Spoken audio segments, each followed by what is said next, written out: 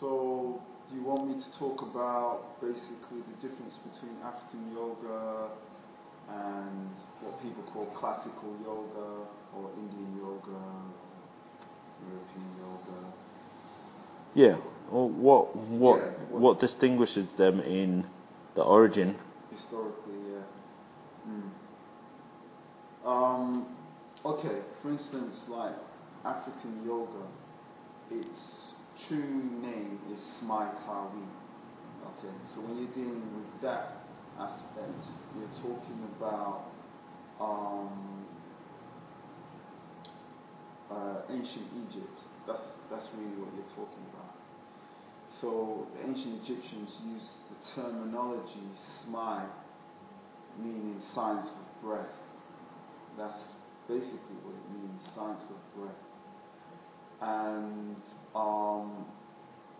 when you get into the whole kind of background of the ancient Egyptians or those particular people who practice that, you're talking about the actual Hariheb or Keriheb, which is the priesthood of ancient Egypt. And there were various priesthoods that did various roles. And the Hariheb, they were known as funerary priests. They prepared people for the next life and so forth. And the practice of Smai, which is their term for union, because that's what it actually means, the practice of this technique or method or skill was the use of the lungs. Today people call this, breathology, transformative breathing or transformational breathing. These are terminologies that we use actually for Smai, particularly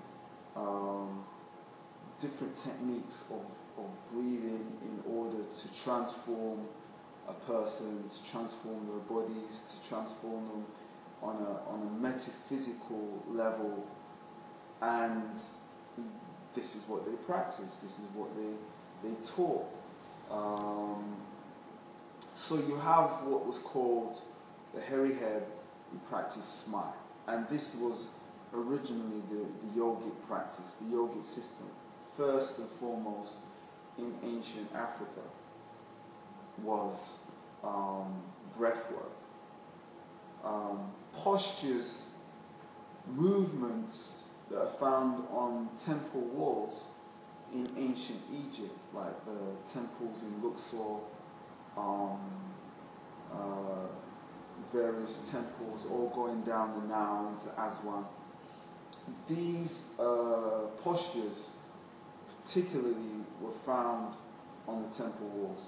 Postures of particular pharaohs, particular what people call deities.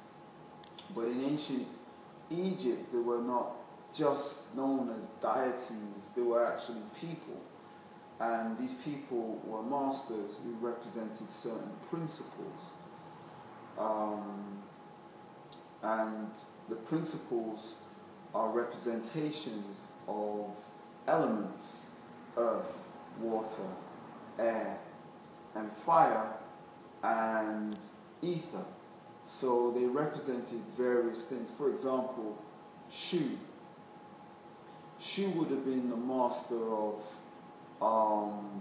aerodynamics. He would have been the master of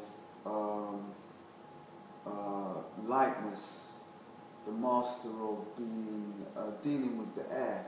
Anything to do with air, Shu was the master of that.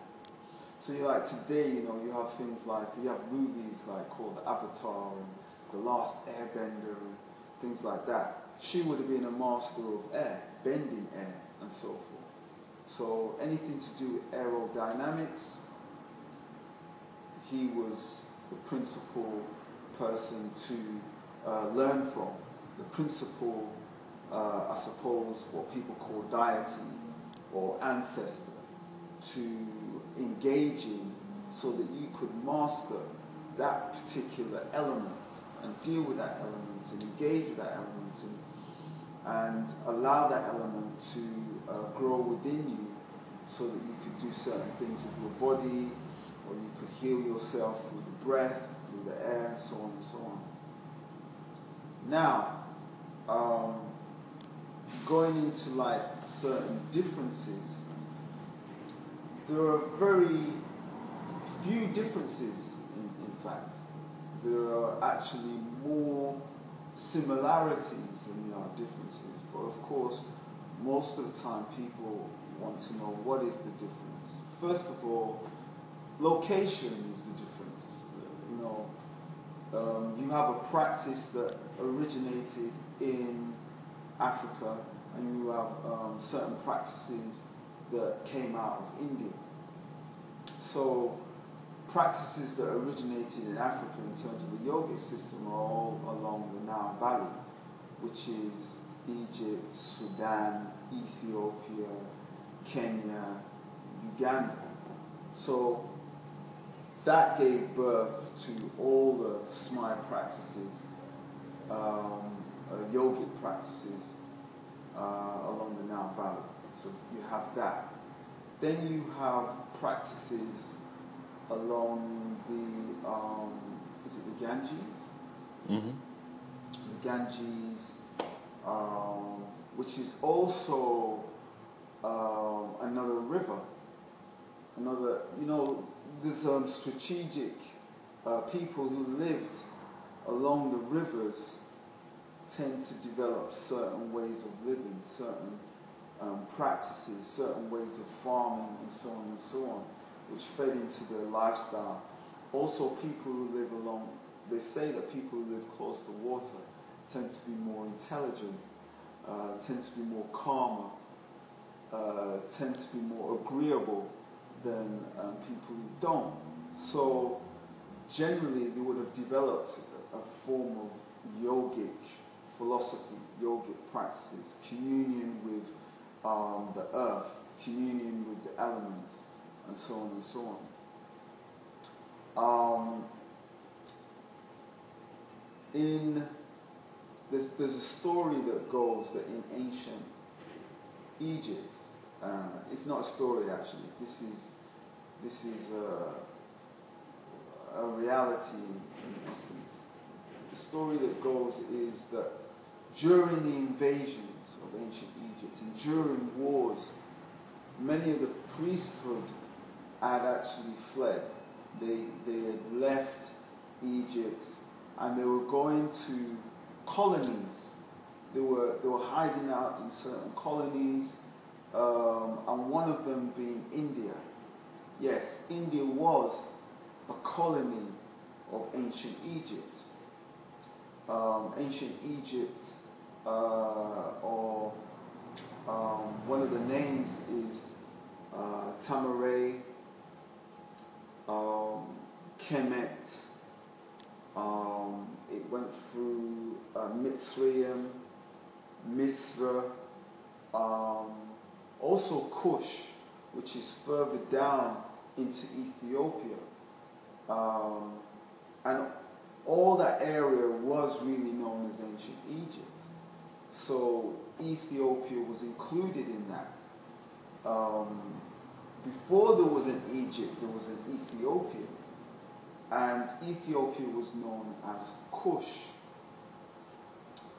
And India, before India was named India, it was known as Indus Kush, which basically meant, that reminded me of something.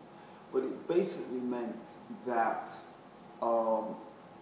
India, or the continent of India, or that landmass, was a colony of Ethiopia, or a colony of Kush, being known as Indus Kush. What I remembered was that you have the Nile Valley and you have the Indus Valley. That's the term I meant to say. So not the Ganges, but the Indus Valley. and there was development amongst the civilizations rose amongst the Nile Valley, along the Nile Valley rather, and along the Indus Valley. So you have Indus Kush.